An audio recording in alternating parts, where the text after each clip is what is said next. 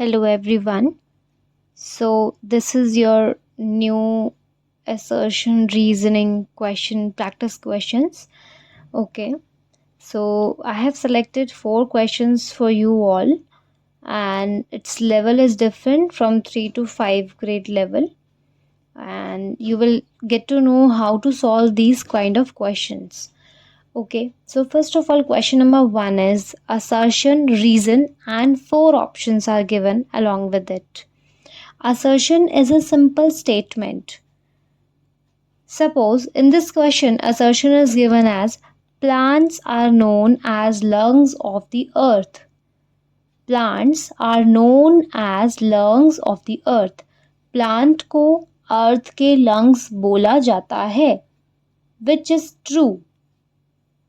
ये बात सही है, ये ट्रू है. सो मैं यहाँ पर टाइप कर रही हूँ true, so that I can remember it कि ये वाला स्टेटमेंट मेरा ट्रू है, सही है. उसके बाद रीज़न जब हम पढ़ेंगे हमेशा उसको हम ये एनालाइज करेंगे पहले तो क्या ये ट्रू है या फॉल्स है. तो पहले ये एनालाइज करते हैं चलो कि क्या ये ट्रू है या फॉल्स है.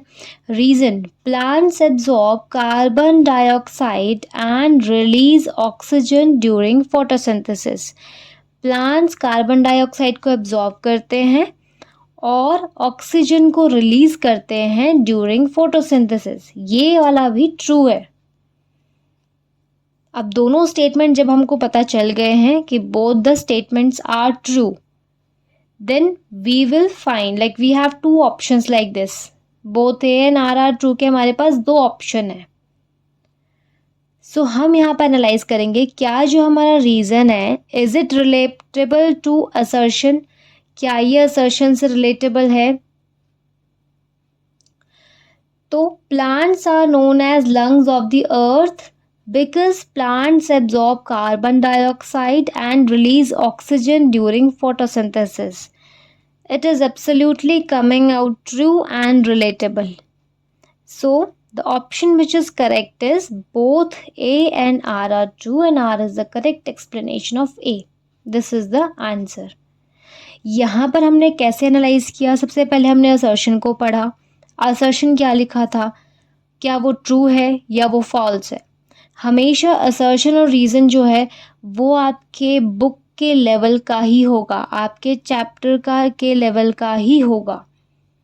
ऐसा नहीं है ये कहीं और से आ जाएगा या कुछ और ही आ जाएगा, ऐसा बिल्कुल नहीं होता है. जो चैप्टर्स आपके पास होते हैं उसी के लेवल का ये असर्शन और रीज़न बनाए जाते हैं, जिससे कि आपको क्लियरली पता चल सके कि क्या असर्शन ट्रू है या रीज़न ट्रू है या फॉल्स है.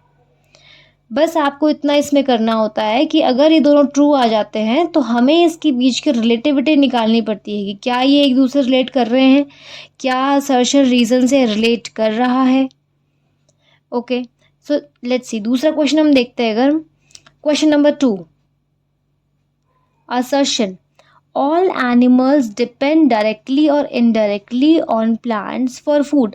सारे एनिमल या तो डायरेक्टली या फिर इनडायरेक्टली प्लांट पे डिपेंड करते हैं अपने फूड के लिए, अपने खाने के लिए. तो अगर हम इस स्टेटमेंट को अगर एनालाइज करते हैं तो इट इज़ ट्रू. क्यों? क्योंकि प्लांट्स ही हैं जो सबसे पहले अपना खाना सनलाइट से बनाएंगे. उसके बाद जो हर्बीवोर्स एनिमल्स होते हैं, हर्बीवोर एनिमल क्या करते हैं, प्लांट पे फीड करते हैं, और कार्निवोर जो होते हैं वो हर्बीवोर पे फीड करते हैं. तो कहीं ना कहीं हर कोई एक ना एक प्लांट पे डिपेंड करता है, चाहे वो डायरेक्टली डिपेंड कर रहा है चाहे वो इनडायरेक्टली डिपेंड कर रहा है अपने खाने के लिए. तो it is true, animals depend directly और indirectly on their food, on plant for the food. It is true. Next reason is plants are the primary producer in the food chain. अब एक बात यहाँ पर ध्यान से सुन लो कि प्लांट्स को फूड चेन में प्राइमरी प्रोड्यूसर बोला जाता है, मतलब सबसे पहले खाना प्रोड्यूस करने वाला. तो इट इज़ ट्रू.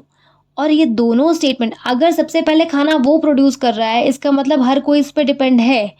तो अगर हम असर्शन और रीजन को रिलेट करते हैं तो all the animals depend directly और indirectly on plant for the food because plants are the primary producer in the food chain. Both are true and R is the correct explanation of A.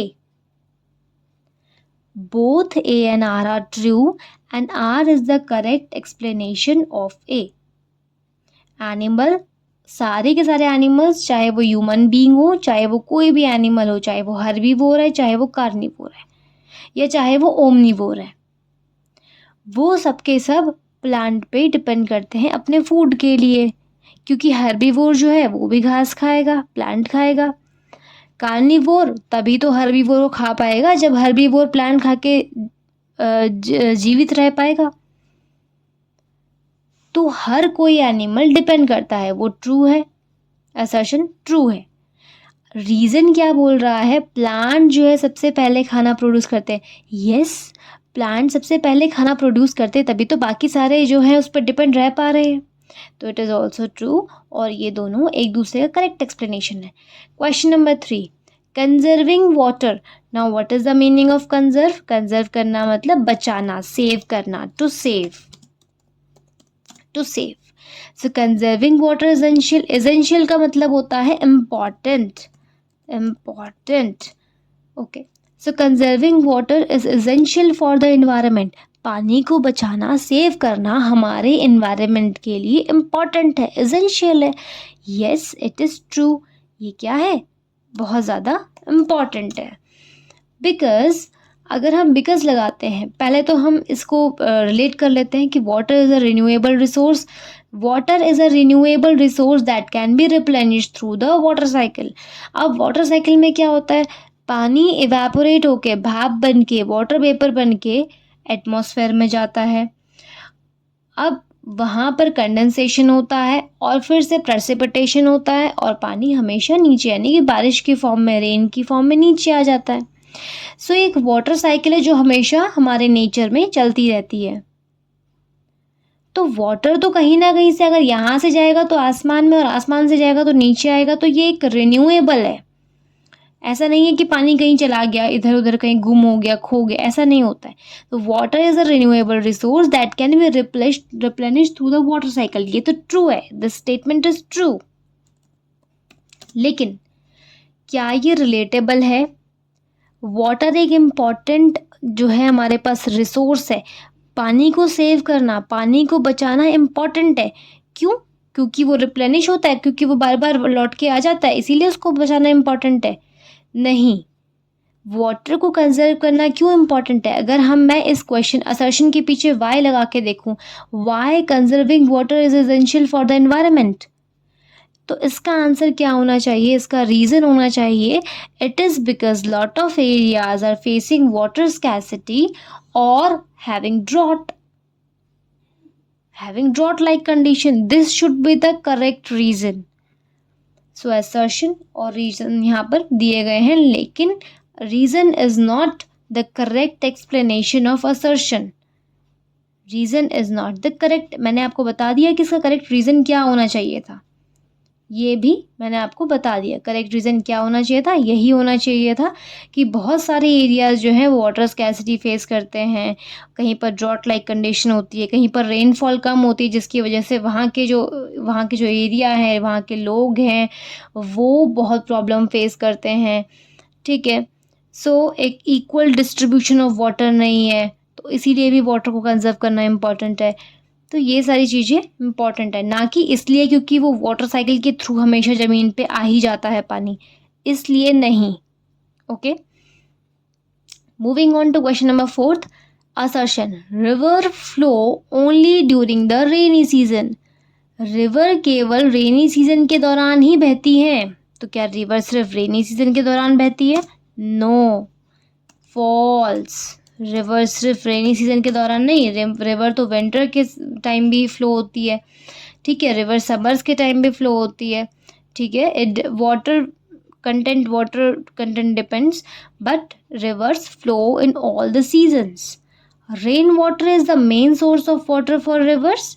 Yes, it is true, rainwater is the main source of water, although अगर यहाँ पर rain water is the only source of water for rivers होता तो it will be false, then it will be false. If river, अगर reason ये दिया गया होता कि rain water is the only source of water for river, then ये false statement होता, क्योंकि रिवर ओनली सोर्स नहीं है. We have glaciers, we have snow melting from the mountain, we have underground spring water. ठीक है, other sources भी होते हैं हमारे पास. इसीलिए तो कि ये वाला असर्शन जो है ये फॉल्स हो गया था, क्योंकि फिर ओनली रेनी सीजन के दौरान रिवर नहीं बहती है, हर सीजन के दौरान रिवर फ्लो करती है. अब यहाँ पर rain water is the main source of water for river. अब इसमें हमने फॉल्स कर दिया और ट्रू कर दिया. Which is the correct option? Option number this one. A is false, D R is true. So this is the correct option. A is false but R is true. Okay. So hope you understood this and इसको आप बार बार एक बार revise करो, go through करो question number 1 2 खुद से practice करो एक notebook लेके. And this is just for practice, nothing like कि इसको करना ही है, समथिंग लाइक दैट. तो just do it on your own, revise it properly. ये 4 क्वेश्चंस हैं, डिफरेंट लेवल के क्वेश्चंस ये हैं इसमें, जैसे कि conserving water, renewable resource and that replenish. Different level के क्वेश्चन है. Rivers water, plant lungs, this different, हर एक लेवल का क्वेश्चन इसमें है. सो आप इसको कर सकते हो. ठीक है, सो दैट आप असर्शन रीजन को ईजिली समझ पाओ. इस पे प्रैक्टिस करो. And thank you, you watched the video, and if you have some time then comment down whether you like this video. Thank you so much.